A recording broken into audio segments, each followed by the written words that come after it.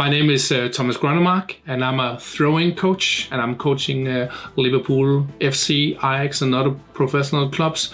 I'm here today to answer questions for Ask Your Coach.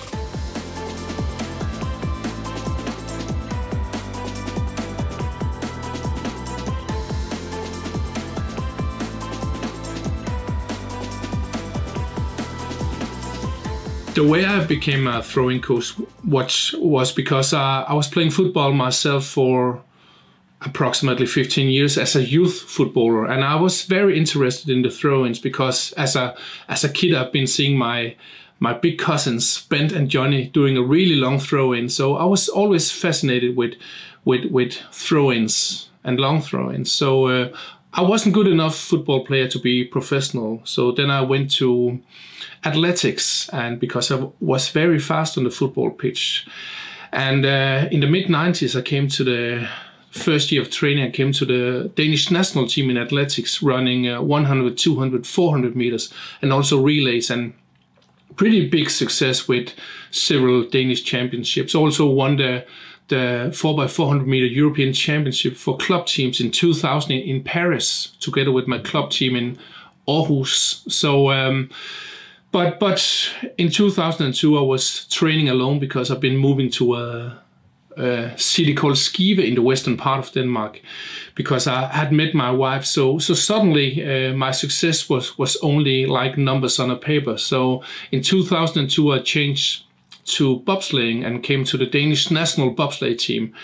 And I was on this bobsleigh team from 2002 to 2006, and our goal was to come to the Olympics in 2006 in Turin. And yeah, pretty fantastic time. And it was in the middle of that bobsleigh period in 2004 where I thought, hey, if I can make a good throw-in myself, can't I teach other players to do it? So I went down to a local library after this bobsleigh trip and tried to find that book about throw-ins. But there were no books at all, so I used approximately 6 months to make my own throwing course. I was like analyzing, how do you throw, how is the mechanics, what works, what doesn't work. And then I had my course, and then in the fall of 2004, yeah, I needed my first team. It might as well have been like a youth team or amateur team, because that would also be like totally cool. But I had the courage to ask a local Superliga team in Denmark called Viborg FF, and they said, luckily enough, yes. And yeah, they scored a lot of goals after the throw-ins, improved a lot, and the season after it was FC Midtjylland, an even better club in Denmark. Yeah, and since then I've been like coaching a lot of course, youth, amateur clubs, but also a lot of professional clubs all around the world.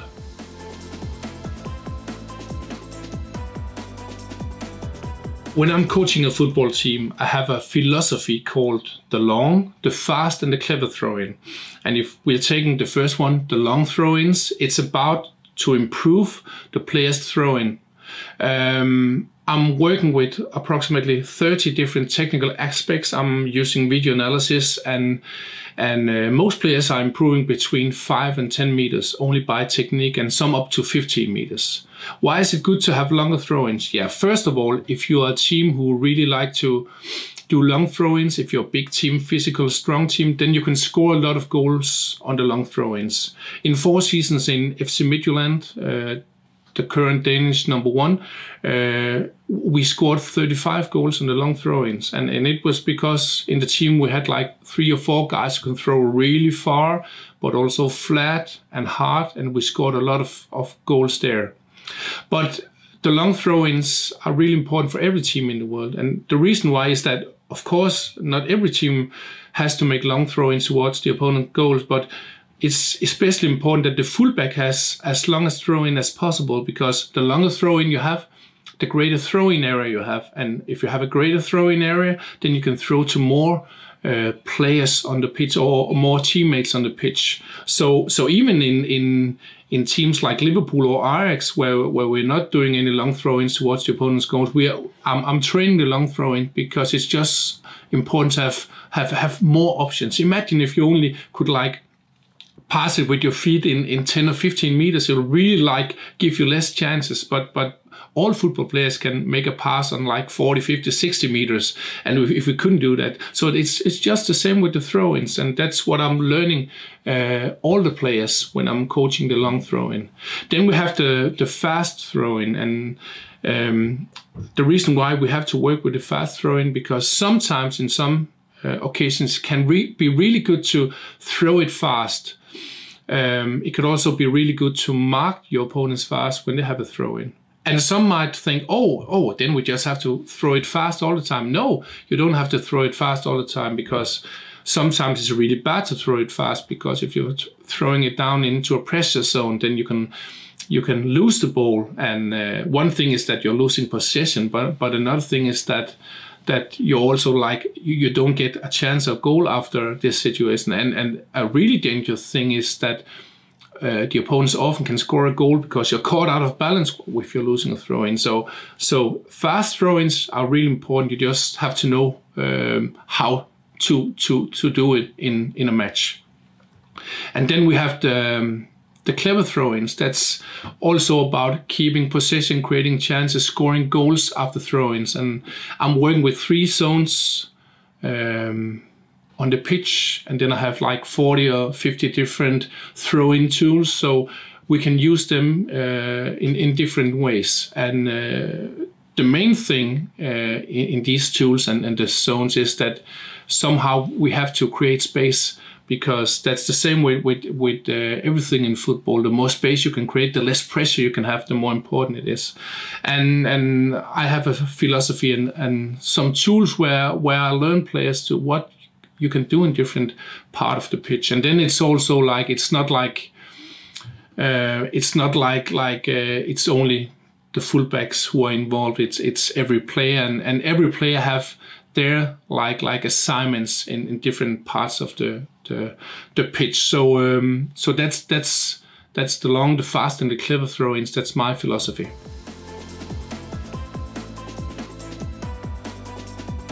My first meeting with Jürgen Klopp was actually over the phone. It was the start of July 2018. I was going into a chocolate shop together with my family, and I have a wife and 2 kids. And just before I went to the chocolate shop, I thought, hey, might as well just check my phone, because it had no voice on, and so I could see that there was a +44 number who's been calling, and it was just Jürgen Klopp from Liverpool FC. And my biggest dream has always been to coach in the Premier League, and I always admired Liverpool FC. So after we came out, I thought, hey, might as well better go back to my own home to take perhaps the most important call ever in my life. And then suddenly the phone rang, and then my wife picked the phone up and she said, "It's Jürgen." He said to me, we had a fantastic season last season with a 4th place in the Premier League and a Champions League final, but we were really bad at the throw-ins. And I tried to do something with the team, but it didn't really work. And then Jürgen Klopp had been reading an article in the German newspaper Bild about me, and then he just called me and he asked me if I would like to come to a meeting at Melwood, Liverpool's training ground, the next week. And of course I said yes, and it should really only have been a meeting, but Jürgen Klopp was so convinced that already the day after the meeting I got the opportunity to coach 21 of the Premier League players, all the players who weren't injured or at vacation after the World Cup. So it was a fantastic experience, and it was like for me, like almost like an adventure, because of course I've been coaching a lot of clubs before, but it had mainly been Danish professional teams. So sitting there and talking with Jürgen Klopp, it was fantastic. Not so long ago, there was like an unattached analysis company. It was not my numbers, it was not Liverpool numbers, but they looked at throw-ins under pressure in the Premier League. And in this analysis, they said, and it was analysis from all over Europe, they said that in the 17-18 season, the season before I came, then Liverpool had a possession on throw-ins under pressure, where the players are marked on 45.4%. At that time, Liverpool was number 18 in the Premier League, so third last. But in the next season, my first season in the club, the 18-19 season, we went up to 68.4% possession at throw-ins under pressure, and went from number 18 in the Premier League to number 1 in the Premier League. We also went to number 2 in Europe, only beaten by FC Midtjylland, one of my other teams. So you know, the data are there, the statistics are there. So back to Liverpool's improvement, yeah, I can see the improvement. Not only the data have been showing it, but we're also scoring a lot of goals after throw-in situations. This season we've been scoring 13 goals after throw-in situations. And some people might again think that, oh, long throw-ins, haven't they? No, it's throw-ins from all over the pitch. And it can also be from our own penalty area where we're scoring afterwards, because we're doing some specific things. Of course, there are some goals that are really like where people really can see it. For example, the winning goals against Tottenham this season, the winning goals against Wolverhampton came after throw-in situation where we did something specific to create space, some specific patterns, and the players were creative themselves also. So yeah, Liverpool has really improved, but it's also important for me to say that it's not only about me, because you can't improve if the players are not buying in. You can't improve if you don't have support from the manager, from the other coaches, assistant coaches, from the analysis team. So even though it's me who've been bringing the knowledge and the drills into the club and been working here, it's like a team who's doing it. So like everything else. So, and that's the fantastic thing with working in Liverpool, that people are very open-minded. They really wanted to help each other. They really want to share knowledge. It's not about I have to be good. It's more like we have to be good. So I'm really happy about the improvement been done in Liverpool.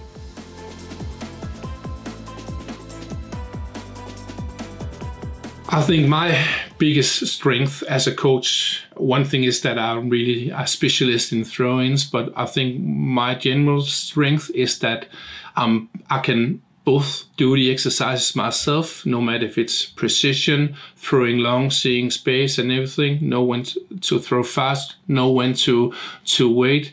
But I'm also both doing training on the pitch with individual players. I'm doing training with small groups. I'm doing training drills with 11 versus 11. So it's like my training is built up with everything from one player to the full squad, and then it's also built up from really simple technical exercises up to more complex. So it's a little bit like step by step. I'm also on top of that putting on video analysis and also doing the tactical things too. So for example, in Liverpool, I've been in Liverpool the last 2 seasons for like 6-7 weeks per season. And all the other weeks I'm analyzing the throw-ins and then sending the analysis back to Jurgen Klopp and the other coaches in the staff. And when I'm then returning to the club like a month after, I know precisely what to coach, what to train. So it's not like, oh, I'm just coaching that the next time.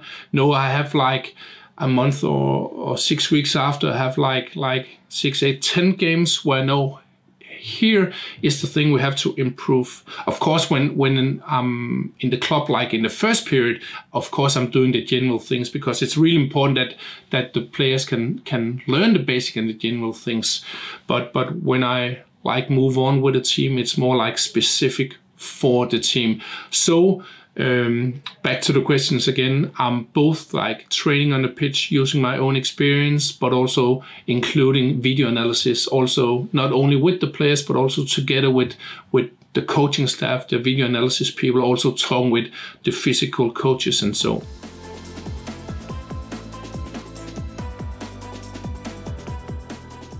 First of all, I plan throw-in patterns. It's not like an NFL playbook where everything is planned. I'll say I haven't really counted especially, but I think that perhaps 25% of the throw-ins are like planned. We do this and this and this, and like 75% of the other throw-ins are like more like the players themselves are doing the basic principles. So it's more like when the players have the basic principles, they can easily read the opponent. So if we try to do something, then and we are like marked, then we know that it's open. It's opening like a port to another option. So sometimes it's like throw-in patterns we are using directly, but most of the times the players just using the basic principles, but also using their own fantasy and creativity. So when I'm saying I'm having 40 to 50 throw-ins tools, it's not like they can only use them, but they're just using the general patterns itself. But of course, there are some general specific patterns. If you have a throw-in on at your own penalty area, there's some specific patterns if you have it in the middle of the pitch, and other patterns if you have it at the opponent's penalty area. And it doesn't matter. It doesn't matter if I'm coaching Liverpool FC or Ajax or Ghent or Atlanta United that I'm also coaching this season. So my biggest or most important job is to make my throwing coaching fit into the playing style of the club. So it's not like I'm just saying, oh, you have to do like I'm saying. I'm really listening to the players, I'm listening to the coaches, I'm looking at the club's playing style, because it's not like when I came to Liverpool, it was a lot of people thought, hey, now that they're going to have a lot of long throw-ins like Stoke, and it's a little bit the same with Ajax. Some people also thought, oh, they're going to make long throw-ins. No, because it's not the playing style of these clubs. So yes, I'm really like making my throwing coaching fit to the club's playing style, but I'm also fitting the coaching in to what kind of players do you have, because I have as I said before, I have a lot of different throwing tools, and some throwing tools are really good for fast players. Some throwing tools are good for strong players, and sometimes you can have like, let's say we have like 2 attackers or 3 attackers. We are playing a 4-3-3. If we have a strong guy who's playing the right attacker, then we can use specific tools with him. And then we have perhaps on the left side, we have a more fast, lightweight attacker. Then we can use other tools with him. So it's really fit into not only the club's playing style, but also the specific players.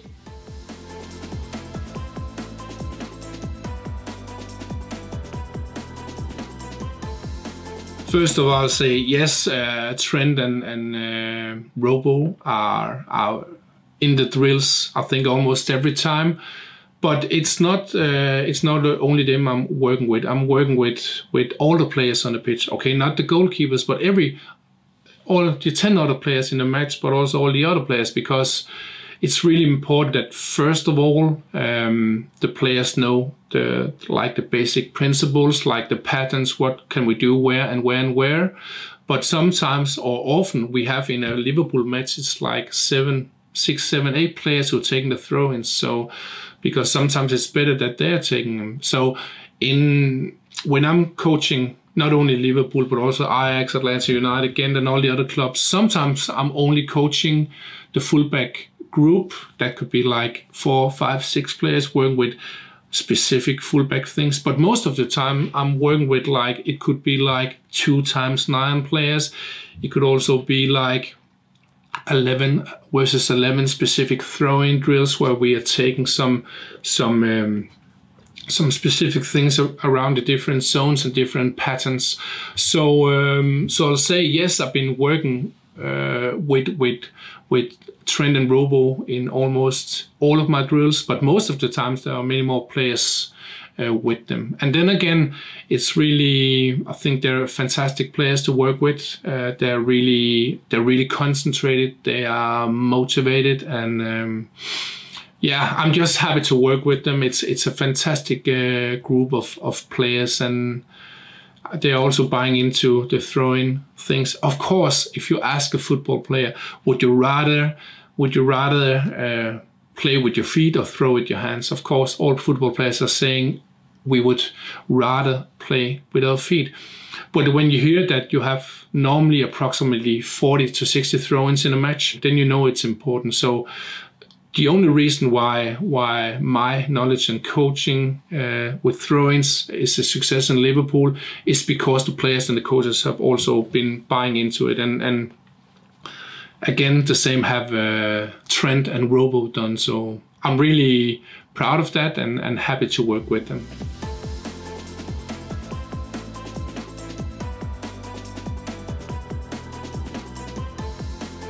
You have many more throw-ins than you have corner kicks and dangerous free kicks together. So for me, it's the most important set piece. But it's a little bit like a culture in football that throw-ins, they're just like, oh, it's just a throw-in. But it's the same consequence. First of all, you can like keep possession, have a chance to score a goal on it. But also, if you lose the ball, it's a really big risk of the other teams are scoring a goal, especially if it's at your own penalty area. So it's a really important set piece. To be honest, I think that of course there's been more attention on the throw-ins now because there's been a lot of media attention around my job, especially in Liverpool.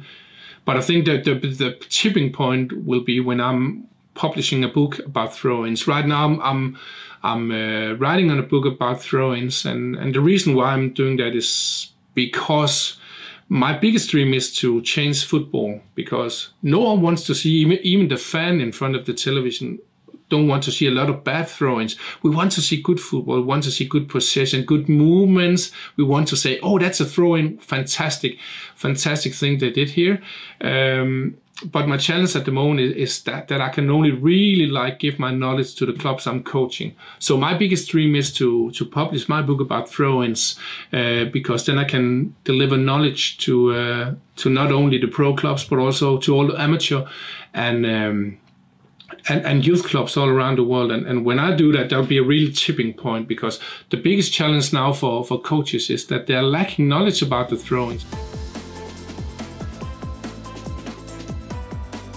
I think the biggest thing is the lack of knowledge, because for me there's not much knowledge out there, because still when I'm looking at libraries, there are no books about throw-ins. When I'm looking at YouTube or the internet in general, Twitter, there are not so much real knowledge where I'm saying, okay, that can really make a difference to the teams. So I think that the biggest reasons why it's not used more is because the teams or the managers, the coaches are lacking knowledge in general. Then I also think it's like a football culture thing still, because even though the football world has really developed like the last 5 years with analysis, data and new things, it's still in some areas a little bit like developing slow. I can say when we go 20 years back, when I was in the national teams in athletics and bobsleighing, we were like ages ahead of football. So I think that in some parts of football it's a little bit still like we did yesterday. So that's one of the reasons why there's not other clubs who are doing that. So, and right now, I had 8 different pro teams all around the world this season. So I can only have a certain amount of pro teams. Also been saying no to some teams in the Premier League, and so also rivals to Liverpool this season, because I'm saying, oh, I'll only want to coach Liverpool amongst the top teams, and so there are a lot of interest. People want to learn. So I think that the biggest reason is lack of knowledge. So but I'll do my best to take care of that.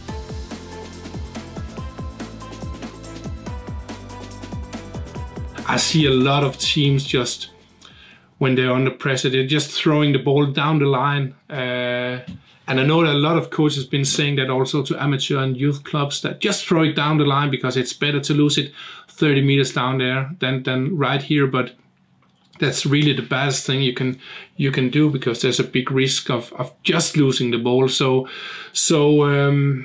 Yeah, I'm saying it's a pretty new subject in football, and even though I've been a throwing coach in 2004, it's mostly only rocketed from July through 2018, and that's because I've been having the knowledge for like 10-12 years. So it's a new thing that the coaches all around the world are getting this knowledge and inspiration. So but if you ask me in 5 years, I'm pretty sure I would be able to say that like these 20 coaches are really good with the throw-ins with their teams, and not only the coaches in the clubs where I'm coaching, but also different coaches from all over the world. When I'm starting in a club, it's always like both starting with learning the players to throw a longer throw-in, so they have a greater throw-in area, but also learning them the basic throw-in principles, like how do we create space, how to make a precise throw-in, how to make specific movements, both in the near area but also the further area, but also looking at different options in different zones. So that's like the basic things, and a typical throw-in session in the first period can be like perhaps between 45 and 60 minutes, because it's it's all the basic things. So it's, of course, there are differences from club to club, but that's like the general thing I do when I have a new club. Then when I'm coming like later on in the period, like let's say I've been coaching the team for like 2 or 3 months, then I'm also having like a lot of video analysis, and then I can look at what is the specific challenge for this team, and it's both like the general team challenge, but also specific challenges for the individual players. What are they doing? What should they change? So then I'm putting on drills in the training, like saying it could perhaps only be like a 30-minute training, like for example in Liverpool, but then I'm looking at the video analysis, like the 10 last matches, and then I'm saying, okay, we did that well, like we did in training. We also had another thing we did in training, but it's not really in place, so we're doing it again. And then I've like taken a new things I want to present to the players or to the team in general.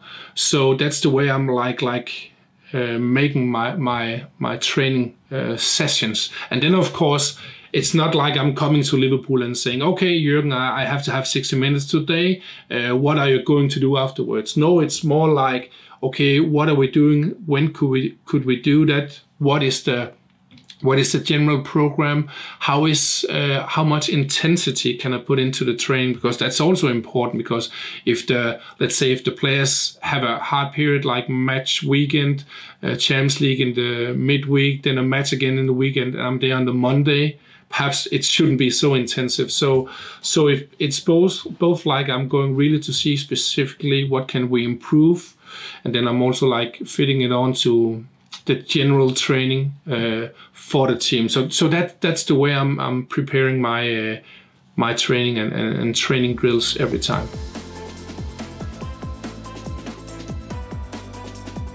It may sound very basic, and some might think that, oh, it's only a exercise for small kids or so, but just a thing like doing a precise throw into the feet and then make a first touch return pass. That's really important. And of course, then on top of this exercise, I'm building a lot of other things afterwards. But just a very simple thing like precise throw in to the feet, and then return pass to the thrower. That's really important. And then you also have to change like the distance from the receiver to the thrower, because if you're throwing at 8 meters every time, you're really good at 8 meters, but what happens when he's at 11 or 6? And it might sound like a simple exercise, but a lot of ball loss is made also from professional teams, because the throwing is imprecise, because you're throwing it to the knees or to the hip or to the chest. So it's both like precision, but it's also like pace of the throw. If you're throwing it like too high, too slow, it's too easy for an opponent to come in between. If you're throwing it too fast, it's really hard to get a good first touch. And it's not because you have to make a return pass every time. Of course, you can take the ball yourself and dribble or pass into the middle of the pitch or something else. But that's really like a basic things. And then again, some people might say, oh, but it's pro players. They should be able to do that. No, they shouldn't be able to do that, because have they done it when they were like starting as a youth player, as kids? No, they haven't been doing it. Have they done it like when they were elite teenage football players? No, they haven't done it. And then you're going up to be a professional football player, and then suddenly you expect the players to be able to do that. We have to remember that all the players that started with as 3 or 4 or 5 years old with doing these small like 5 to 10 meters passes with the foot along the ground, and they've done like that a million times, and that's the reason why they can do it now. So we just have to you just have to do the same with the throw-in. So that's like the really basic things to start with. But if it's not in place, you'll have really trouble of not only keeping possession, but of course also create chance scoring goals. And you'll probably have a lot of goals against you because your fullbacks or players in general can't throw precise. So that was like the very first basic exercise in my throwing coaching.